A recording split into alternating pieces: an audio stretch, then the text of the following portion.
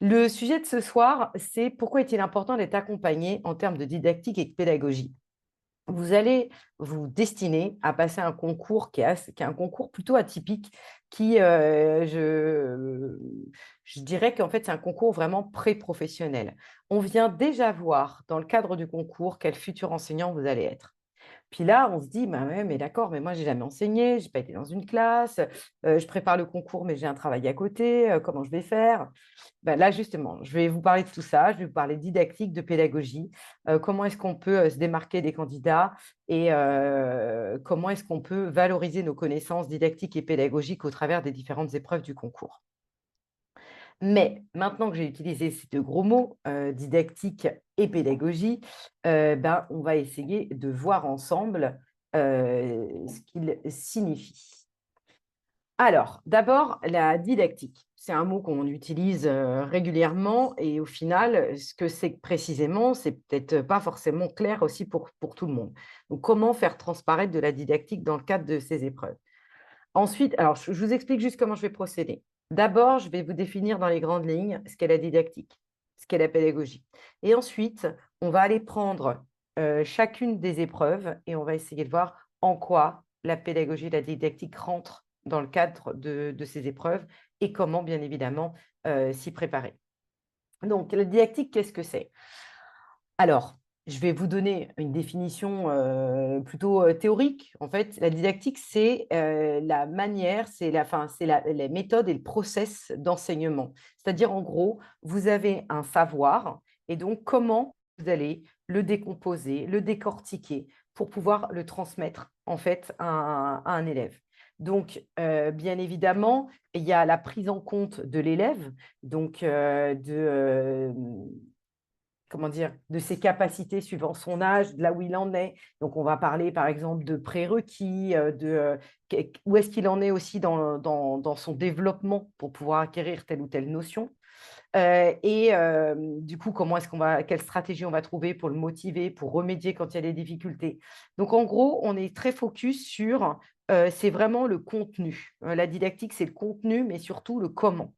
C'est l'art d'enseigner en fait, tout simplement.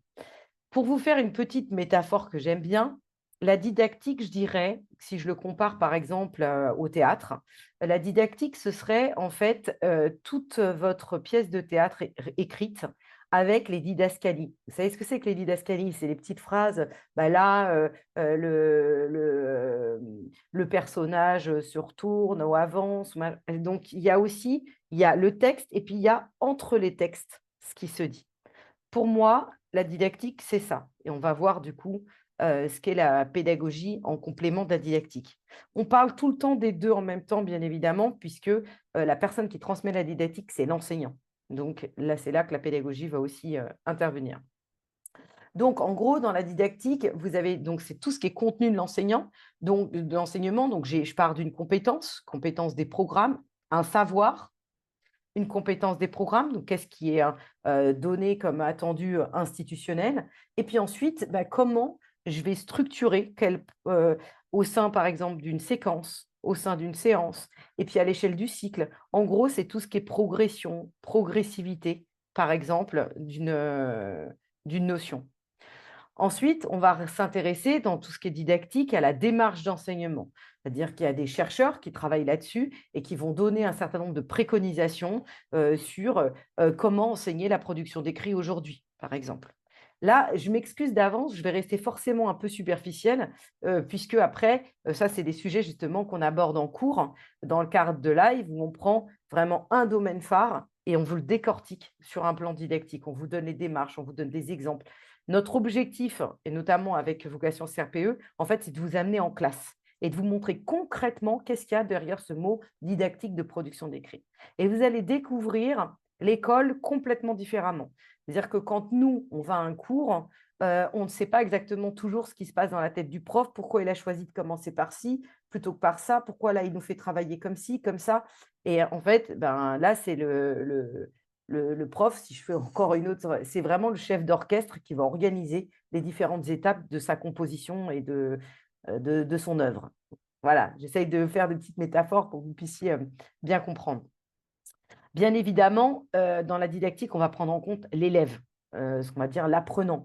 Il a des processus cognitifs, il a une maturité, il a donc du coup, il faut aussi bien évidemment prendre en compte l'élève et surtout, essayer d'imaginer et d'anticiper les obstacles auxquels l'élève va être confronté pour apprendre. Après, il y a le contexte d'apprentissage, c'est plutôt en fait le type d'enseignement qui va aussi compter dans la didactique, mais ça, on va le retrouver aussi un petit peu dans la pédagogie, donc je ne vais pas trop développer là-dessus. Mais en gros, effectivement, la didactique, voilà, c'est le cadre, c'est votre cadre théorique qui réfléchit en fait sur l'efficacité de la manière de transmettre et surtout de permettre à l'élève d'apprendre. Voilà. Toujours pour finaliser un tout petit peu sur la didactique, je vous mets quelques mots-clés. Il y a en gros, on doit transmettre des notions, un savoir, des compétences. Et donc, du coup, autour de toutes ces notions, on va utiliser le terme de compétences, d'objectifs, progression, progressivité, séquence, séance, institutionnalisation. Mais là, je vous dis aussi un certain nombre de gros mots. Quand on est dans le cadre de cours, on explicite exactement ce qu'est une séance, ce qu'est une séquence, que signifie un objectif, quelle est la différence entre objectif et compétence. Parce qu'en fait, quand on commence à entrer dans la didactique, on apprend un peu une nouvelle langue avec un vocabulaire qui est technique, mais vous ne vous inquiétez pas, on l'assimile plutôt facilement dans le cadre des cours. Mais je trouve ça difficile comment dire, de découvrir vraiment tous les fondements didactiques seul. Il faut vraiment connaître les auteurs phares, écouter aussi parfois des conférences et tout. Mais c'est vrai que ça demande beaucoup d'imprégnation, en fait, la didactique. C'est pour ça que, par exemple, la vocation CRPE, on prépare certaines épreuves très tôt, même si, notamment des oraux, même si elles interviennent plus tard, on a besoin de ce temps d'imprégnation pour découvrir ce qu'est la didactique. Autre mot-clé, c'est autour de l'apprenant, de l'élève. On va prendre en compte la représentation première de l'élève, c'est-à-dire lui, sur cette notion, qu'est-ce qu'il sait, qu'est-ce qu'il pense, où est-ce qu'il en est par rapport à cette notion. Bien évidemment, pour que l'élève aussi puisse apprendre, il va falloir qu'il formalise son savoir. Et donc, dans la didactique, il y a une place à la verbalisation qui est très importante aussi chez l'élève. Pour que l'élève puisse apprendre, il faut aussi qu'il puisse construire son savoir. Donc, on va voir aussi quelle place on donne à l'élève dans la construction de son savoir, quelle place on lui donne à la réflexion, à la manipulation, qui est aussi des activités vraiment prépondérantes dans l'acte d'apprendre. Par rapport à l'apprenant, on va aussi voir comment on peut gérer les erreurs. L'erreur, elle est source d'apprentissage. Alors ça, je le répète à tous mes cours, mais c'est bien beau de le dire. Il faut voir aussi comment est-ce qu'on va exploiter l'erreur de l'élève. Ça, c'est de la didactique. Et justement, les didacticiens aussi travaillent justement sur des typologies d'erreurs. Ils les analysent, ils ont fait verbaliser les élèves dessus. Et donc, du coup, ça permet à l'enseignant d'anticiper, de prendre en compte l'erreur, parce que notre objectif, ce n'est pas que l'erreur n'arrive pas, mais c'est qu'elle soit source d'apprentissage. Quand on prend en compte aussi l'apprenant, on va avoir aussi des techniques de mémorisation. Et puis, comme on est à l'éducation nationale, on a aussi un compte à rendre aux parents et à l'institution. Et donc, la place de l'évaluation aussi, elle est importante dans le cadre de la didactique. Qu'est-ce qu'on va évaluer, quand, pourquoi? Et puis, puisqu'on évalue, parfois la notion elle n'est pas acquise chez l'élève, quel type de remédiation je peux proposer aux élèves pour qu'ensuite ils puissent être en réussite. Et autre rôle aussi de la didactique, c'est aussi de mettre en œuvre des stratégies qui permettent d'enrôler les élèves, de les motiver pour qu'ils puissent vraiment rentrer dans les savoirs, être capables de remédier, de manipuler avec eux pour qu'ils puissent vraiment apprendre. Je sais que là, je le dis de manière extrêmement théorique, mais est-ce que déjà, ça commence à être un peu près clair pour vous ce qu'est la didactique? C'est en gros, c'est comme si vous aviez un gros sac à dos avec plein de notions, plein de savoirs, et on y va, je pose sur la table et comment j'organise pour que l'élève puisse l'acquérir. Est-ce que ça va à peu près pour tout le monde? Maintenant, je vais passer à la partie pédagogique. Et après, de toute manière, on va le voir dans le cadre des épreuves, ce que ça signifie. La pédagogie. La pédagogie, c'est un art et une science, parce qu'il ne faut pas penser que c'est que ça ne tombe pas du ciel, ça s'apprend aussi. La pédagogie, c'est l'art de l'enseignement. En fait, c'est vraiment Euh, alors, puisque je vous ai donné une métaphore préalablement sur la didactique en indiquant que c'était par exemple le texte de théâtre avec les didascalies, la pédagogie, c'est la mise en scène. Voilà. C'est vraiment comment, concrètement, comment je vais le transmettre, quelles sont les interactions que je vais mettre en place avec les élèves pour permettre de maintenir une attention, une motivation. Donc, du coup, à l'intérieur de la pédagogie, il y a la gestion du temps, il y a la gestion de l'espace, il y a la relation élève-enseignant, il y a les différentes, ce qu'on dit, on appelle les modalités de groupement. C'est est-ce que là, je vais les travailler en grand groupe classe, en petit groupe, à deux, attendez, excusez-moi, en binôme, c'est comment est-ce que je vais les faire en fait, comment je vais organiser et structurer ma séance. J'ai ma didactique, j'ai ma compétence, mon objectif, j'ai ma notion, d'accord, mais maintenant, comment est-ce que je vais prendre en compte l'apprenant, l'élève et quel rôle je vais jouer pour que ça puisse passer, d'accord. Donc là, c'est vraiment, ça passe beaucoup, on parle de l'effet maître, c'est vraiment l'enseignant, sa posture, ses gestes professionnels, sa relation avec les élèves, comment il va organiser le temps et l'espace. Ça, c'est la pédagogie et la mise en scène. Voilà, du coup, ça paraît un peu moins complexe, je pense, comme gros mot. Donc, bien évidemment, la pédagogie, elle a énormément évolué au fil du temps. Donc là, par exemple, avec Vocation CRPE, vous avez notamment un prof qui vous accompagne aussi sur tout ce qui est justement un peu didactique et pédagogie. Il passe pas mal de temps sur la pédagogie. Il vous montre en fait les différentes écoles aussi de pédagogie.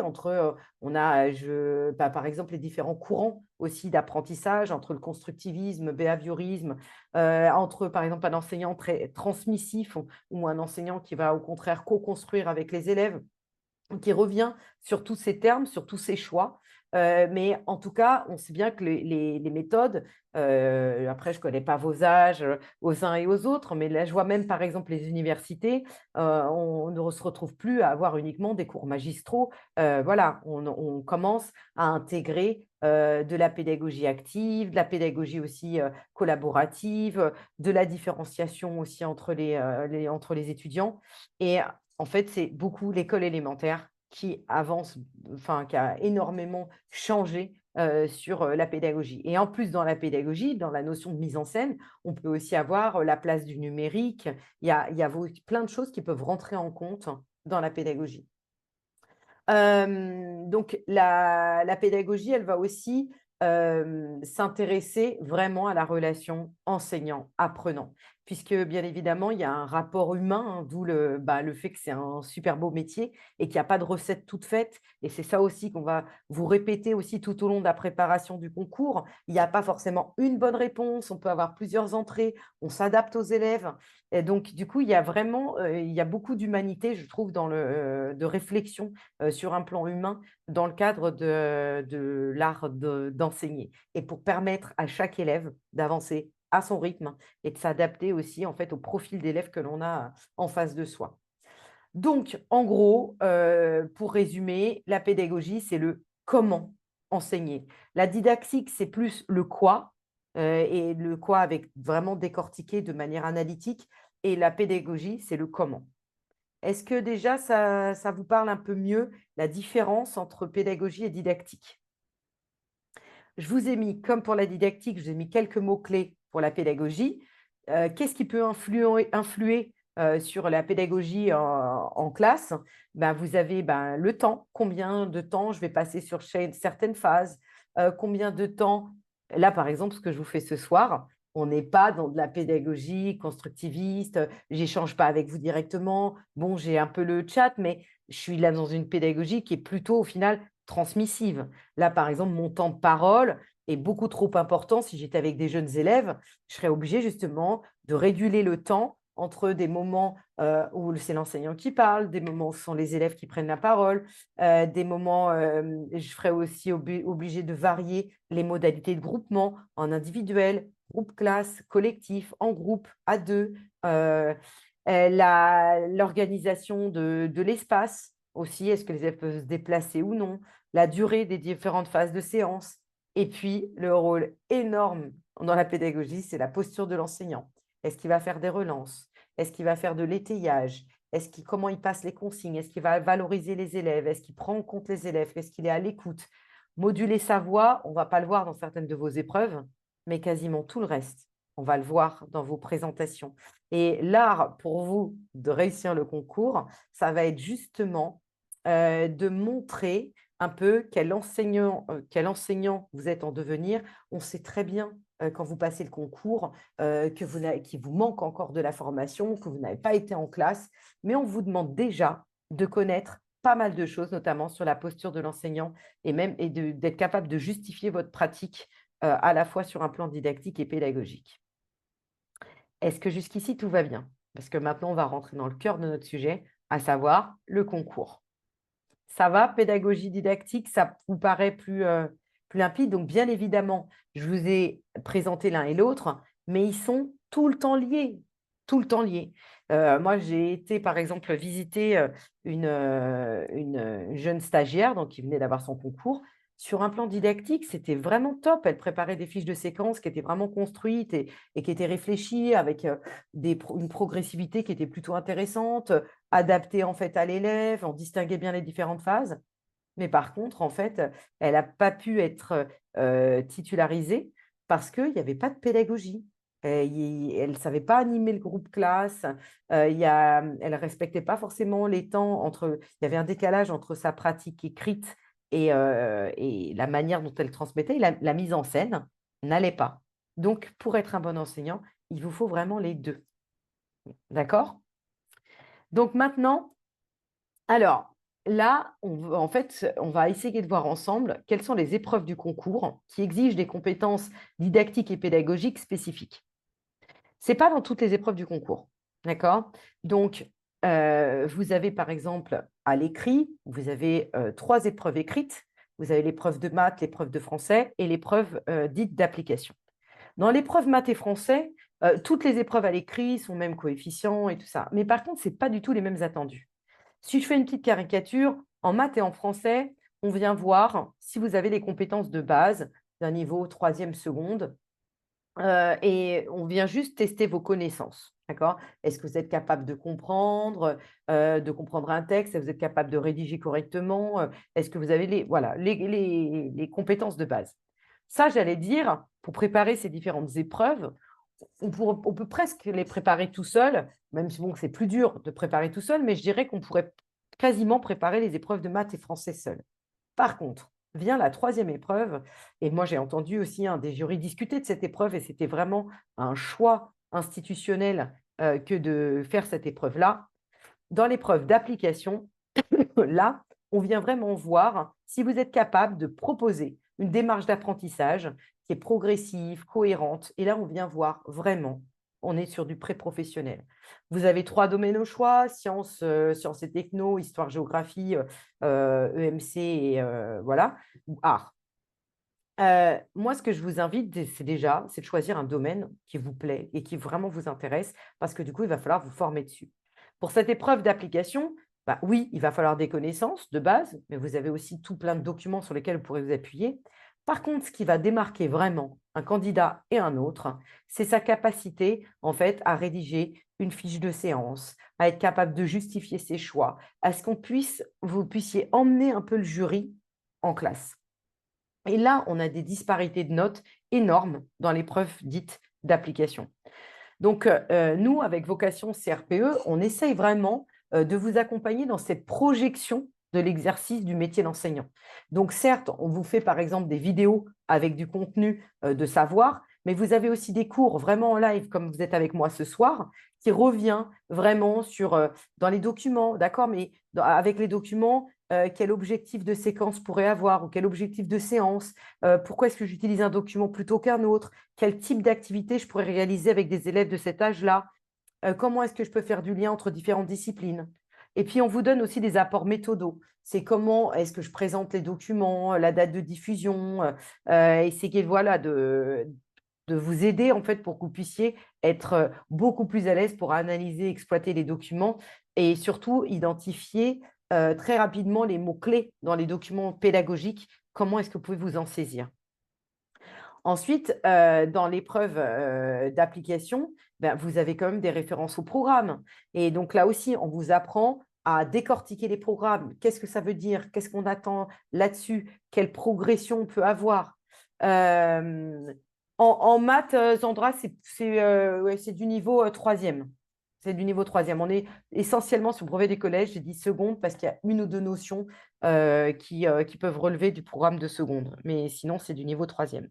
Je fais le choix, je suis désolée, de squeezer maths et français pour vous montrer vraiment la place de la pédagogie et de la didactique à l'intérieur en fait, des différentes épreuves.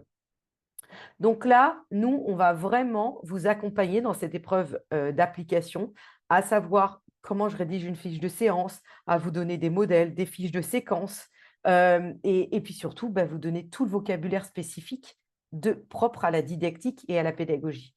Parce qu'on ne vous demande pas juste de donner une séance ou une séquence, on vous demande à chaque fois de justifier vos choix. Et ça, il y a beaucoup de candidats qui perdent des points à cause de l'analyse.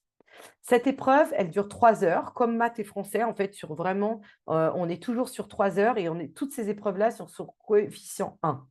D'accord? Donc voilà, je vous montre par exemple un exemple de sujet. Donc, bon, là, c'est en art. Ce n'est pas mon domaine, hein, mais peu importe, c'est juste pour vous montrer.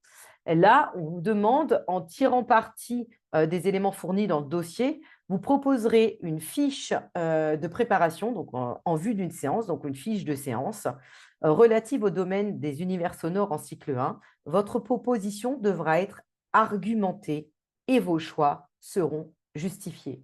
Donc, le préparer tout seul, là-dessus, je trouve que c'est difficile de savoir exactement ce qu'est une séance, d'avoir une trame type, savoir comment je m'organise, par exemple, en tableau, auquel j'ai les phases de ma séance, qu'est-ce que je vais y faire, et puis après une colonne du pourquoi, le rôle du maître, le rôle de l'élève. Nous, en tout cas, on vient vraiment vous accompagner là-dessus, sur comment tout décortiquer, comment le présenter pour gagner du temps aussi le jour de l'épreuve. Mais là, vous voyez bien ô combien la place du didactique est importante. Et donc, du coup, quand on prépare l'épreuve d'application, on se prépare aussi aux oraux, puisque je vais vous présenter ensuite les oraux, et vous allez voir qu'il y a des choses quand même qui sont reliées tout le temps autour d'une démarche, en tout cas d'enseignement, que vous allez découvrir en vous préparant pour le concours. Et c'est là que certains candidats vraiment se démarquent par leur capacité d'analyse, d'explicitation de leur choix. Et bien se dire qu'il n'y a pas forcément une bonne réponse. OK. Donc nous, pour préparer en fait à cette épreuve, c'est ce que je vous disais là donc précédemment, on a un certain nombre de vidéos qui vous sont… Attendez, j'arrive pas à passer la slide suivante. Voilà. On a un certain nombre de vidéos qui vous sont proposées, donc des vidéos vraiment sur le champ disciplinaire, mais on a aussi des vidéos vraiment spécifiques, didactiques, pédagogie aussi, pour commencer à ce que vous ayez cette imprégnation. Pour la préparer, cette épreuve, vous pouvez aussi prendre des manuels de cycle 3 ou de cycle 2 et commencer à vous imprégner en fait des différentes démarches. Et puis surtout, il va falloir que vous appreniez à connaître et utiliser le vocabulaire spécifique didactique et pédagogique. Vous pouvez aussi pour ça vraiment lire les programmes attendus que vous pouvez trouver sur EduSchool, et ça vous permet d'avoir déjà la philosophie aussi des champs disciplinaires. Mais en étant accompagné, on vous aide à les décortiquer aussi, ces programmes. Donc, dès la partie admissibilité, on a déjà une épreuve pré-professionnelle avec l'épreuve d'application. Ensuite, vous retrouvez encore la pédagogie et la didactique, bien évidemment. Alors là, elle est présente dans tous les oraux. Donc, elle est déjà présente à l'écrit. On va vous demander un petit vocabulaire spécifique, mais alors dans les oraux, elle est prépondérante. Les oraux, c'est vraiment, on vient voir quel enseignant vous allez devenir. On vient voir si vous êtes capable d'avoir une réflexion sur les démarches d'apprentissage. Est-ce que vous êtes capable de construire une séance, une séquence de manière progressive et toujours, je le remets, parce que c'est dans tous les rapports de jury, cohérent, explicite, argumenté, justifié. On peut trouver plein de synonymes, mais en tout cas, il ne suffit pas juste de faire des propositions. Il va falloir à chaque fois argumenter vos choix didactiques et pédagogiques. Donc, dans les épreuves d'admission à l'oral, vous avez donc, on va dire, deux grands combos en tout cas. Je l'appelle le combo puisqu'on a la leçon français et maths qui là, on varie complètement les coefs. On n'est plus du tout sur des coefs 1 comme on avait aux écrits. Celle-là, elle se démarque des autres épreuves, d'où encore l'intention du concours de mettre la pédagogie et la didactique en avant. Et là, c'est coefficient 4, donc avec d'une durée d'1 heure, une demi-heure en fait français et une demi-heure maths. Et vous avez bien évidemment 2 heures de préparation, donc 1 heure pour le français et 1 heure pour les maths, en gros. Après, à vous de vous organiser et tout. Ensuite, deuxième combo, c'est l'épreuve d'entretien qui commence en fait par une partie EPS. Et ensuite, on enchaîne sur la projection dans le métier. Et je vais vous montrer un petit peu tout ça. Et puis, vous avez une dernière épreuve qui est l'épreuve facultative de langue étrangère et langue régionale. Vu le temps qui m'a imparti ce soir, je ne vais pas évoquer l'épreuve facultative et je vais vraiment rester sur l'épreuve de leçons et de mathématiques et l'épreuve d'entretien.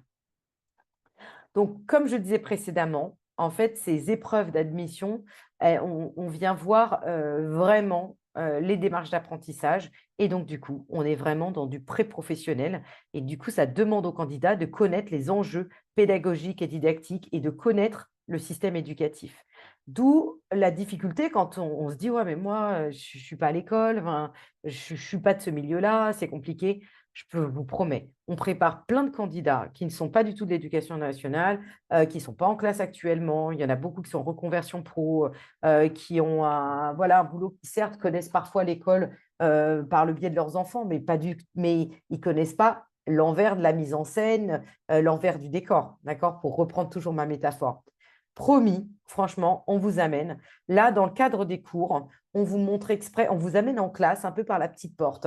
On vous montre des exemples de séances, on vous montre des exemples de travaux d'élèves, on vous montre des affichages et comment on les construit.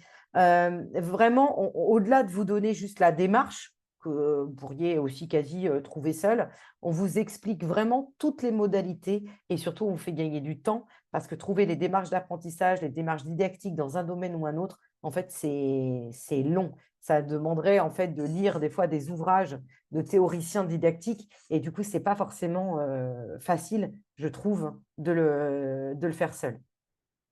Après, en tout cas, je le mets juste là pour toute question complémentaire parce que je vais poursuivre mon propos, hein.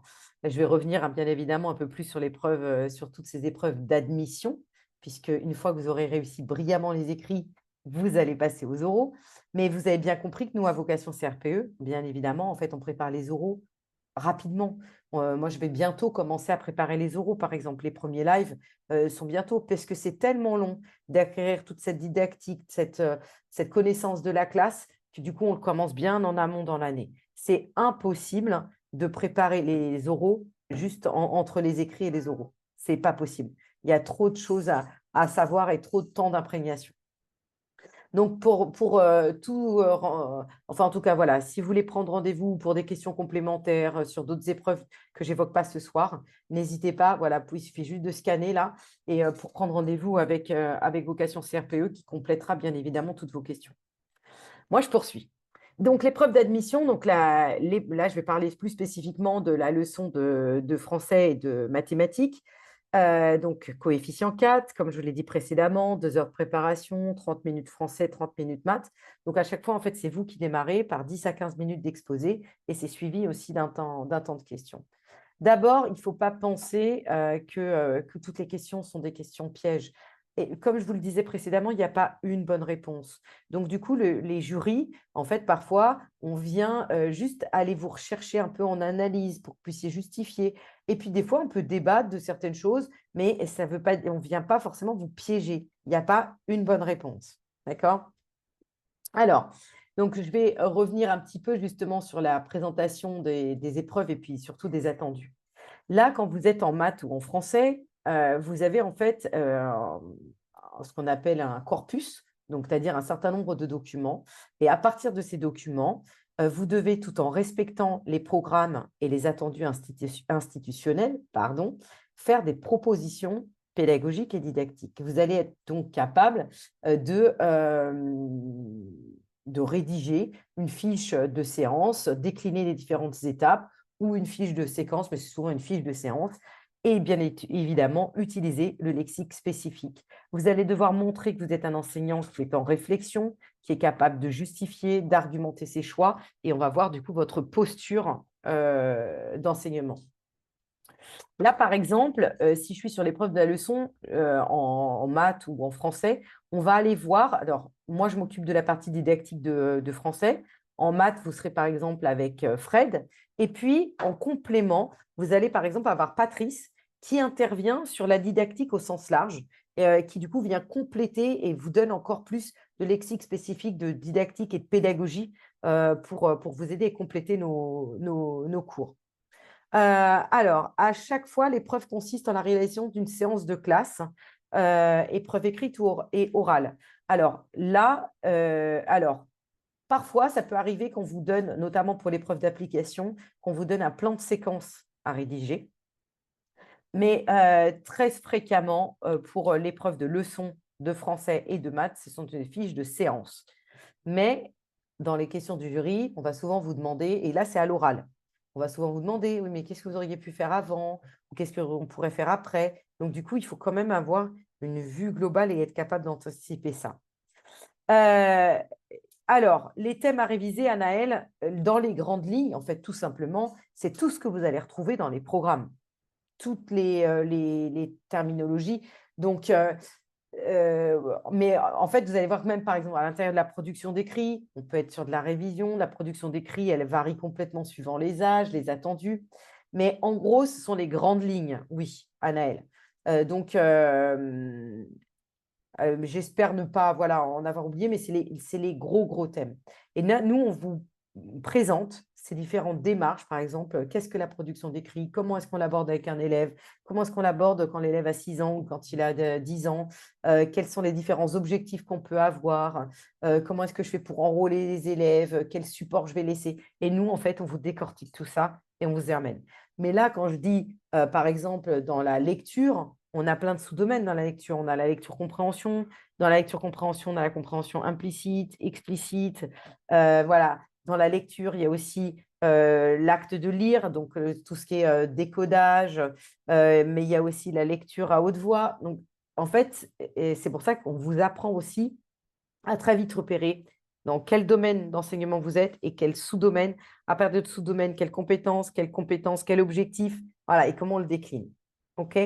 Donc ça, en gros, voilà les différentes thématiques qu'on aborde avec vous au fil de l'année. On revient même des fois, plusieurs fois sur une thématique pour que vous ayez vraiment la globalité de la démarche. Sincèrement, en tout cas, on ne peut pas trop faire d'impair en termes de domaine. Il faut tout balayer. Dans le cadre des attendus, il faut être capable de maîtriser les démarches didactiques, par exemple des différentes thématiques que je vous ai données, là, comme là. Il faut être capable de connaître, par exemple, les erreurs types, quelle remédiation on peut proposer, quelle progression je peux avoir, la démarche que je peux établir avec l'élève, quels sont les affichages que je pourrais créer, quels seraient les critères des réussites, parce qu'il faut penser aussi à l'évaluation. Voilà. Et donc, du coup, on vous amène en cours là-dessus à vous présenter un petit peu tout ce qui est démarche didactique, qui doit être plus que mise en avant dans le cadre du concours. Et puis, on vient vous parler, bien évidemment, aussi de la démarche pédagogique, parce que vous n'êtes pas tout seul. Donc là, quelle serait la modalité de groupement? Quelle serait la gestion du temps? Combien de temps est-ce que je passe pour cette phase de recherche? Comment est-ce que je m'organise pour la mise en commun? La posture de l'enseignant, est-ce qu'il circule, est-ce qu'il ne circule pas? Parce que même si vous ne le dites pas là, dans le cadre de l'échange avec le jury, on va venir vous chercher là-dessus. On va voir quel style d'enseignement vous avez en tête, quelle place vous donnez aux élèves, quelle place vous donnez éventuellement aussi au numérique. Voilà. Je vous donne du coup un exemple là, de sujet qu'on va bien évidemment pas traiter ce soir, mais pour que vous ayez une visibilité de la place de la didactique et de la pédagogie dans le cadre du concours. Donc là, vous réaliserez une séance de grammaire pour une classe de CM1 en période 1. Donc en période 1 aussi, c'est important de savoir où en sont les élèves, qu'est-ce qui a été vu en amont ou pas, permettant de revenir sur les différents constituants de la phrase. Vous pourrez vous aider des documents proposés. Et là, vous indiquerez les fondements pédagogiques et didactiques de la séance. Donc, c'est sur quoi vous vous appuyez pour dire moi, je fais comme ci, moi, je fais comme ça. Voilà. Et donc, là aussi, on vous accompagne, on vous donne des références d'auteurs, on vous donne des éléments qui puissent un peu vous donner un peu plus de force le jour J pour appuyer telle ou telle notion. Le déroulement de la séance pour chacune des étapes, les activités des élèves, celles de l'enseignant, Donc là, on est à la croisée entre didactique et pédagogie. La trace écrite de cette séance et la suite possible, donc le prolongement. Pour ça, je n'ai pas mis tous les documents parce que vous avez quatre documents. Mais voilà. Et là, du coup, il faut être capable d'analyser les supports, de s'appuyer dessus. OK, là, qu'est-ce qu'ils font? Et nous, en fait, on vous accompagne en cours pour ça. Là, je trouve ça extrêmement difficile. C'est mon opinion, hein, mais je trouve ça très difficile de préparer cette épreuve seule, d'être capable d'analyser seul des supports en fait, d'élèves, de connaître les différentes manipulations possibles dans le cadre de l'étude de la langue, les différents process. Et du coup, nous, on vous accompagne et on décortique tout ça. Néanmoins, pour vous préparer dans tout ce qui est pour la maîtrise de ces démarches, bien évidemment, comme j'ai dit précédemment, lire attentivement les programmes. Vous avez aussi un certain nombre de supports sur Eduscol qui vous permettent d'avoir vraiment des ressources et des ressources euh, qui sont validées hein, d'un point de vue institutionnel. Et puis, nous, on vous accompagne aussi avec Vocation CRPE, au-delà des cours que vous avez comme ça en live, des vidéos sur la séquence, la séance, l'évaluation, différenciation, voilà. Donc voilà pour l'épreuve de la leçon. L'épreuve de la leçon, c'est un gros morceau qu'on travaille très tôt pour vous accompagner. Alors, Zainabou me demande combien de temps pour préparer le CRPE. Alors, bah, là aussi, hein, ça dépend complètement des personnes. Euh, je dirais qu'en tout cas, par semaine, il faut être capable d'y consacrer ouais, je dirais quand même minimum 3-4 heures par semaine pour préparer, dès maintenant.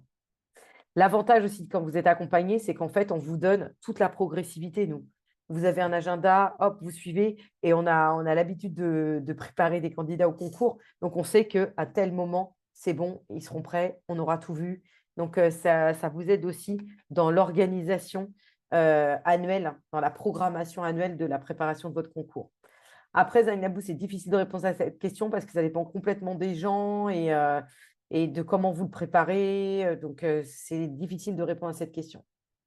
Autre épreuve qui, là aussi, vient bien nous chercher sur la didactique et sur la pédagogie, bah, c'est l'épreuve d'entretien.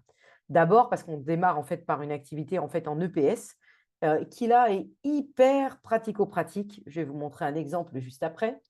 Et puis, suivi de ce moment en EPS où là, vraiment, on présente des situations très concrètes. On explique pourquoi et tout ça.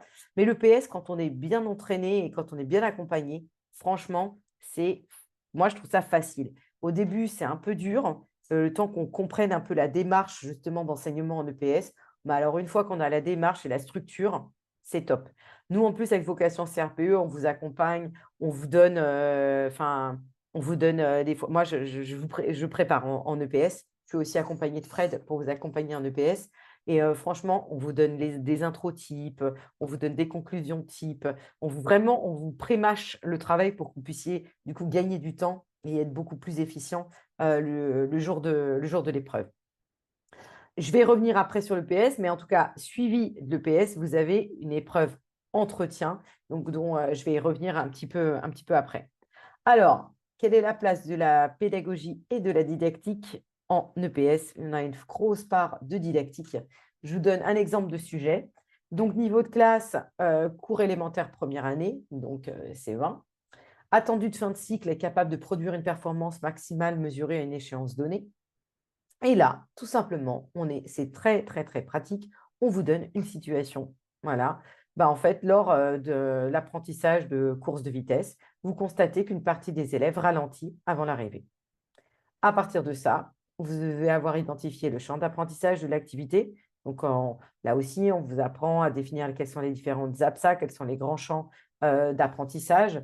Et ça, vous le connaîtrez par cœur, promis, dès que vous passez le concours, parce que c'est important de le savoir. Vous allez proposer une ou plusieurs situations d'apprentissage au sein d'une séance qui permettent à vos élèves de résoudre cette difficulté. Donc là, on est typiquement dans j'observe une erreur chez l'élève, OK, et ben, il va falloir qu'on me pose des questions sur, tiens, bah, pourquoi? Pourquoi est-ce que les élèves ralentissent avant l'arrivée déjà? Et ensuite, bah, qu'est-ce que je peux mettre en œuvre pour qu'ils puissent dépasser en fait cette erreur et cette difficulté?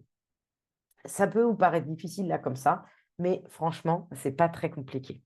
Et donc, du coup, on va essayer d'expliquer et chaque situation qu'on propose, je vais devoir expliquer pourquoi. D'accord? Donc, on a des connaissances didactiques. Là, par exemple, si je suis sur la course, le regard est extrêmement important pour maintenir une allure de course. Et ben, du coup, je vais proposer des situations. Là, je vous le dis juste très, très rapidement, les élèves, ils ralentissent avant l'arrivée parce qu'en fait, très souvent, ils regardent vers le sol. Ça peut être en tout cas une des hypothèses, que vous allez mettre plusieurs hypothèses. Voilà. Et ils regardent vers le sol et du coup, ben, dès que le regard va vers le sol, ben, en fait, on ralentit. Donc, on va trouver un certain nombre de situations pour les amener à lever le regard, à avoir la bonne posture de course pour ne plus avoir ce ralentissement avant l'arrivée. Je vous le fais en hyper court, hein. Mais évidemment, nous, dans le cadre du sujet, on apprend à le développer, on apprend à présenter l'APSA, on apprend à présenter les attendus de fin de cycle. On présente vraiment la situation et ensuite, on propose plusieurs activités pour y résoudre et on explicite pourquoi. Donc là aussi, pour le PS, vous avez des cours en live, comme on est là ce soir, avec la possibilité dans le chat de poser quelques questions. Et on balaye les différentes APSA, les différents champs d'apprentissage pour que vous puissiez être paré à toute éventualité pour le jour J. Et franchement, en EPS, c'est tout à fait jouable d'avoir 20. Moi, c'est mon objectif avec les candidats de vocation. Et désolée parce que nous, c'est nos petits poulains, hein. Pour l'épreuve d'admission, donc avec l'épreuve d'entretien, là, c'est aussi un combo encore dans cette épreuve. Il y a une première partie où vous allez devoir en fait vous présenter. Vous allez avoir montré votre motivation à devenir enseignant et dans tout ça dans une durée de 5 minutes. Pour ça, vous êtes accompagné par Guillaume qui en fait vous fait travailler en fait par petits groupes et qui du coup vous amène aussi à vous projeter en tant qu'enseignant, à bien connaître le rôle de l'enseignant, notamment là pour se préparer là-dessus, il faut s'appuyer sur le référentiel de compétences du professeur des écoles et vous allez voir qu'avec toutes vos expériences, même si vous n'avez jamais mis un pied en classe, vous avez en fait des connaissances, vous avez des savoir-faire qui seront utiles en fait en tant qu'enseignant. Mais Guillaume, il vous apprend surtout à décorter tout ça et à transformer vos expériences pour en faire une richesse dans le fait de devenir enseignant. Ensuite, suite à ça, on vous met vraiment, on vient tester un peu votre éthique professionnelle, on vient voir si vous avez un peu de connaissance du système éducatif, on vient voir si vous savez dans quoi vous vous engagez en passant ce concours. D'accord? Donc, il faut un peu connaître l'école. Et pour ça, vous êtes accompagné par Guillaume et par moi, où moi, je vous refais aussi tout un historique aussi de l'école, de comment ça se passe, de tout ce. On apprend à parler une nouvelle langue aussi, hein, avec toutes les abréviations de l'éducation nationale. Et là, je vous donne un exemple là, d'une situation. C'est très, très pratico-pratique. Une mère d'élève s'interroge sur la présence de certaines productions attribuées à son enfant dans le carnet de suivi des apprentissages, et son enfant lui dit que c'est l'ATSEM qui en est l'auteur. Quelle réponse apporter? Donc là, il va falloir aller rechercher un petit peu les mots-clés, la place de l'élève dans les apprentissages, la place le statut de l'erreur, la place de l'évaluation. Et du coup, on va pouvoir aller développer, réfléchir à l'échelle de la classe, à l'échelle de l'école, à l'échelle de la relation école-famille, puisque là, il y a la relation école-famille, la relation aussi avec l'ATSEM, l'enseignante, le rôle de l'enseignante, le rôle de l'ATSEM. Bon, je ne développe pas, mais nous, on vous apprend justement à être capable d'analyser un sujet et d'aller voir, tirer les ficelles sur toutes les thématiques qui émergent du sujet proposé. Autre situation qui est là plus en lien avec la vie scolaire. Dans la cour, vous assurez la surveillance de la récréation, voilà, qui fait partie aussi des devoirs de l'enseignant. Alors que les élèves jouent au foot, vous assistez à une altercation entre deux élèves qui appartiennent à votre classe de CM2. L'un tient des propos racistes et haineux à l'égard de l'autre élève. Comment réagissez-vous? Donc là aussi, on vient voir quels sont les principes républicains qui sont en jeu dans cette situation, quels sont les leviers que vous pourriez avoir à l'échelle de votre classe, à l'échelle du cycle, et du coup, quelles sont les différentes actions que vous pourrez mettre en œuvre pour régler, entre guillemets, cette problématique. Mais derrière ces différentes situations professionnelles qui vous sont proposées, on vient voir quel enseignant vous êtes, on vient voir aussi quelles connaissances vous avez du système éducatif. Donc, voyez bien que même jusqu'à cette épreuve-là, on va avoir une part même de didactique et de pédagogie, en fait. Donc la pédagogie et la didactique, elle est extrêmement présente, en fait, sur, l'ensemble de ces épreuves. On apprend à parler une nouvelle langue, on apprend à acquérir, en fait, une posture et nous, du coup, vraiment, on essaye de vous accompagner en étant extrêmement pratico-pratique, en vous montrant des exemples types. On fait des entraînements justement aussi, bah, là, en CSE avec des situations et des situations, on en a puisqu'on est tous encore sur le terrain. Donc, vraiment, on essaye de vous accompagner au plus proche, de vos besoins. Pour vous approprier aussi la didactique et la pédagogie, par exemple, en plus des cours ou, si vous ne le préparez pas avec vocation, que vous le préparez seul, vous avez un certain nombre de supports, en fait, que vous pouvez trouver notamment sur Eduscol, qui sont ce qu'on appelle les guides, pour enseigner et qui sont validés d'un point de vue institutionnel, qui reviennent, en fait, sur toutes les démarches. Donc la compréhension en CM, comment enseigner le vocabulaire à l'école maternelle, l'apprentissage de la lecture et de l'écriture à l'école maternelle, la lecture et l'écriture au CP, voilà et du coup, ça, vous pouvez les lire. Bon, des fois, c'est un petit peu long. Le vocabulaire et son enseignement par Micheline Seigner. Donc du coup, vous pouvez justement vous imprégner de ces différentes démarches didactiques, seules ou en complément de nos cours pour vous préparer à l'épreuve. Ça, c'est toujours un plus parce que c'est ce que je vous indiquais préalablement, ça demande beaucoup, beaucoup d'imprégnation, de la didactique pour, vraiment comprendre les démarches d'enseignement.